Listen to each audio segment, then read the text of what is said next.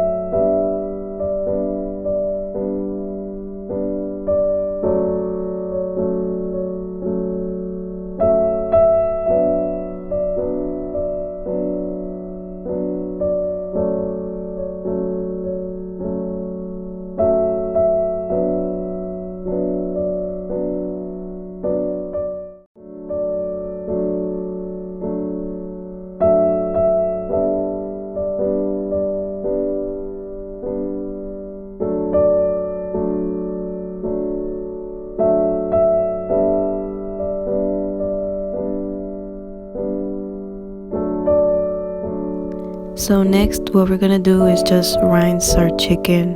For me, just like 1 or 2 times. This is your preference, or none if you want. It's up to you.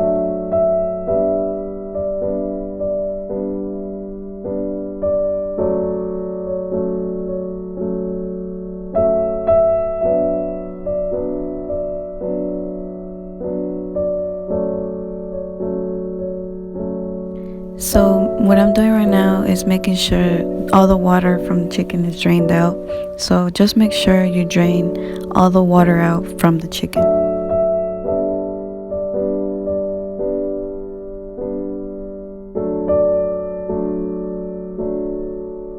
So you're going to need some lime for this, but you're gonna need 2. Well, it just depends on the amount of chicken you have, but I used 2, which made 4 little, 4 pieces, and I squeezed them out with the lemon squeezer, and that it would help, to take all the lime out from the lime juice from the lime.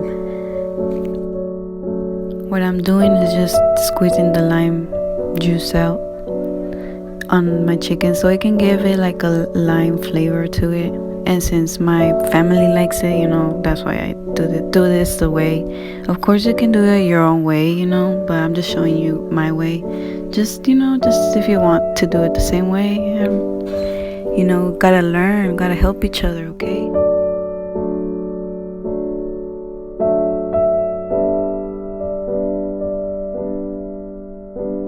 I tend to move my chicken around once I squeeze some lemon juice on it.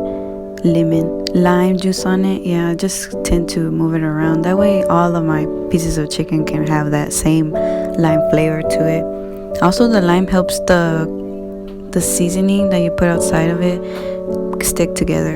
And also I'm adding salt. Yeah, just a little. We'll add salt, okay? Because if you don't add salt, it's not gonna have no taste.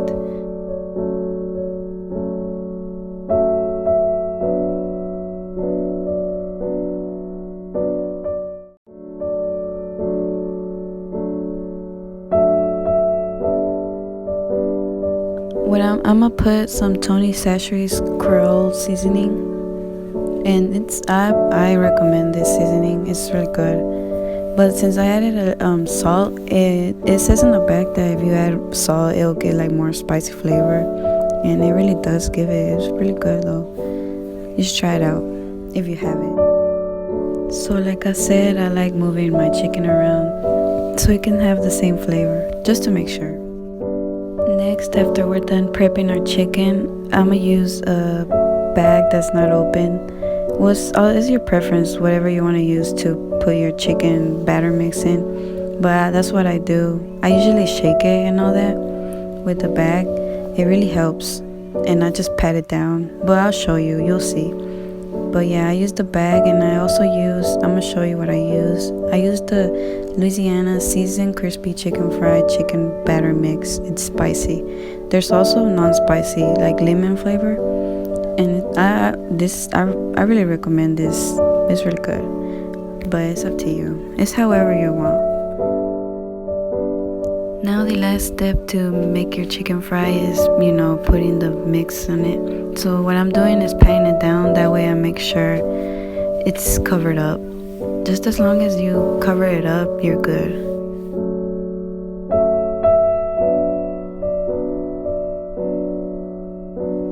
I'll be doing the same thing, patting my chicken down. That way I make sure it's getting the whole thing on,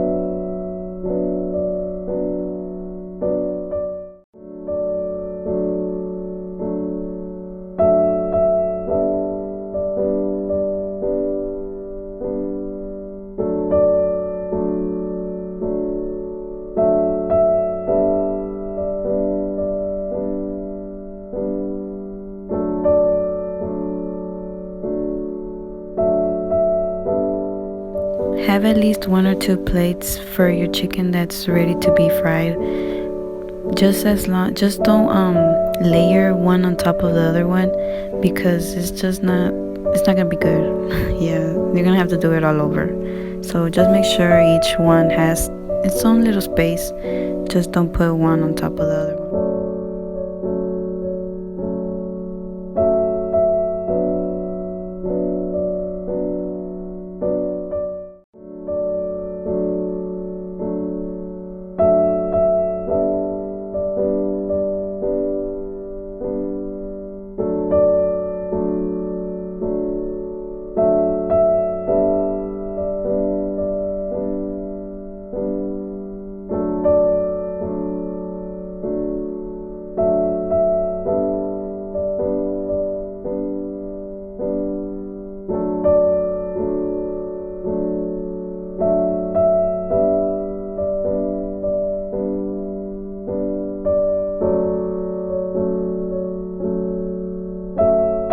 Once I'm done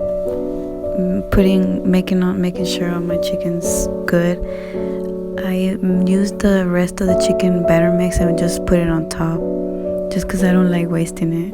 But you don't have to do this. I'm also gonna be doing some potato circles. I'm gonna fry them. I don't know how you call them, but I'm gonna cut them in circles. And yeah, I'm washing my chicken since they come from the ground, they have dirt, and I have them in water because just because then when I cut them, they'll turn brown if you don't put them in water. So make sure once you cut your potato, put them in water. But what I'm doing is just taking off the outside of the potato off, because I mean it's up to you really, but I honestly do this all the time. So I just make sure I take all the outside out, and then once I'm done, I put it back inside the water and just do the same to the rest. Depending on your potato, sometimes it can have like something brown, as you see. I put a picture right there. Just make sure not to eat that, just cut it out. As long as you cut it out, your potato's good. So as I'm cutting my potato into circles, that's what I'm gonna do. Just cut my potatoes in circles, and once I'm done, I'll make sure they're filled up with water, and I'll let them sit and put a little bit of salt, and I'll show you in a bit.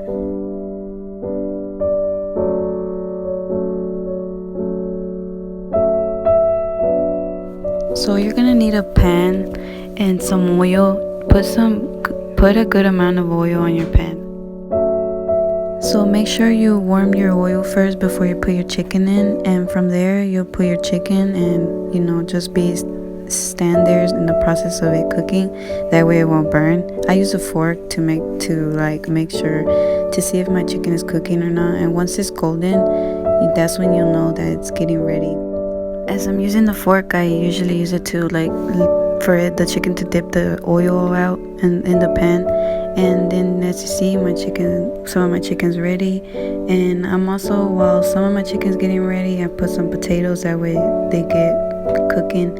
And you see, I'm showing you the process of the color changing, and one side is not cooked, one side is almost cooked and ready to put in the batch where they're ready, and that's how they end up.